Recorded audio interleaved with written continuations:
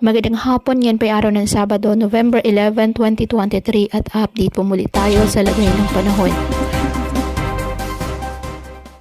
Ayon sa Pag-asa, patuloy pa rin na minomonitor ang isang low pressure area na nasa labas ng ating area of responsibility sa may silangan ng Mindanao. Ang nasabing LPA ay malayo pa sa ating kalupaan kaya wala pa pong direktang epekto sa lagay ng ating panahon. Patuloy po natin na i-monitor dahil base po sa pinapakita ng iba't ibang weather models, may tsansa na maging bagyo ang nasabing low pressure area at kapag naging bagyo ay papangalan itong Bagyong Kabayan.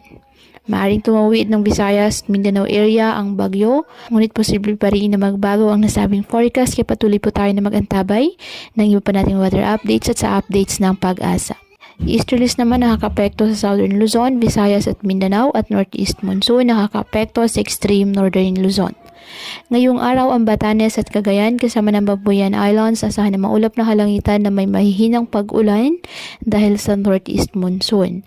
Ang nalalabing bahagi ng bansa kasama ng Metro Manila, generally maliwalas ang panahon, may tsansa pa rin po ng bahagyang maulap hanggang sa maulap na kalangitan with isolated rain showers or thunderstorms dahil po sa easterlies at localized thunderstorms. Kaya patuloy po na pinag-iingat ang ating mga kababayan sa banta po ng mga pagbaha at pagguho ng lupa at ugaliin po na magdala palagi ng payong o kahit anong panangga sa ulan sa tuwing lalabas po ng ating mga tahanan.